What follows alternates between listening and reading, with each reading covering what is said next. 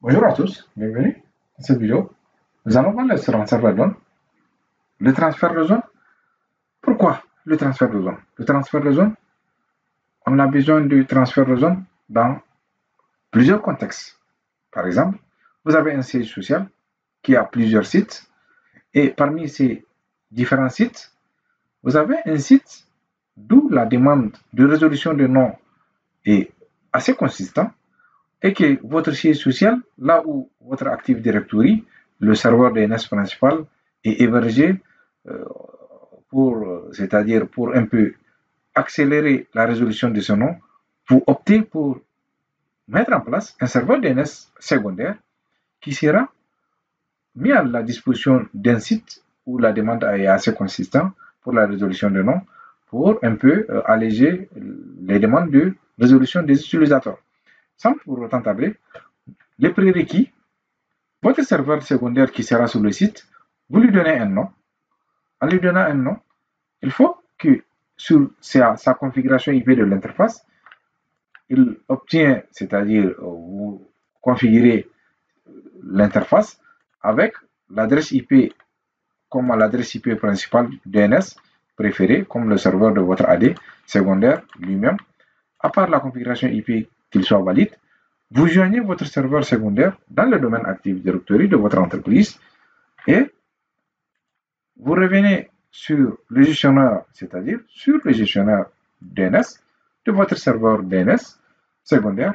On va créer notre nouvelle zone qui sera une zone de recherche secondaire qui va se référer à notre zone principale qui se trouve aussi social. Donc, créer une nouvelle zone. Le nom de notre domaine, ça sera une zone de recherche secondaire. Suivant.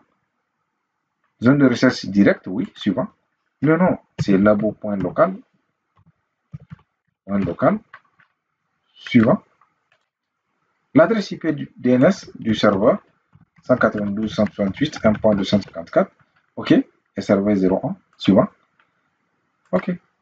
À ce niveau, vous constatez que ici, nous ne recevons pas des informations.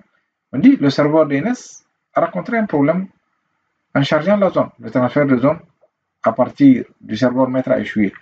Qu'est-ce qui se passe? On va aller sur le serveur DNS principal.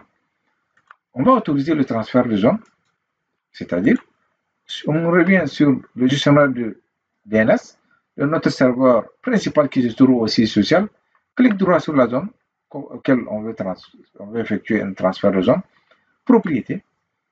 Sur la propriété, nous avons l'onglet transfert de zone. OK?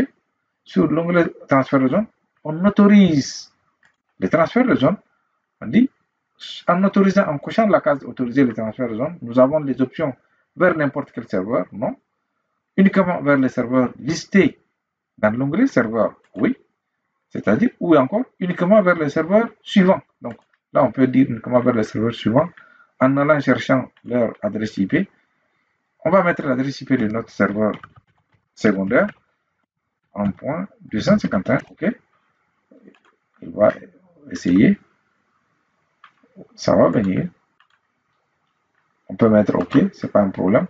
Pour notifier, par exemple, on peut aller sur notifier pour être sûr que c'est lisible. 192.168.1.251. Okay. On va tenter la résolution entre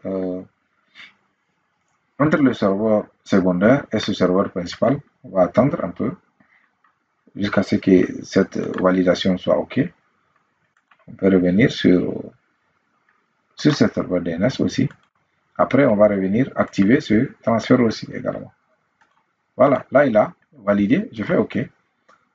Appliquer. OK. Là, le transfert de zone est bien configuré sur notre serveur principal. Je reviens sur mon serveur secondaire.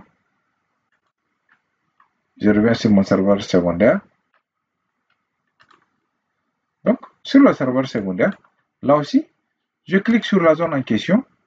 On dit que je fais en cliquant sur, c'est-à-dire en cliquant sur l'onglet, en cliquant clic droit sur la zone créée, transférer une copie à partir de la zone maître.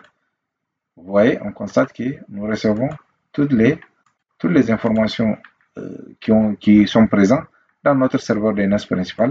Mais sachez qu'il faut actualiser. Si vous n'obtenez pas les enregistrements qui se trouvent sur votre serveur DNS principal, essayez d'actualiser, ou encore faites clic droit ou vous faites transfert d'une nouvelle copie à partir du serveur maître sur lequel nous avons déjà bien spécifié l'adresse IP de notre serveur secondaire sur le serveur principal afin d'autoriser ce serveur secondaire d'aller récupérer une copie du DNS pour la résolution de nom pour les clients qui se trouvent sur ce site en question. Nous avons vu ensemble le transfert de zone et les raisons, les contextes dans lesquels on effectue les transferts de zone pour solutionner la demande consistante de nos utilisateurs qui se trouvent sur les sites distants. Merci à tous.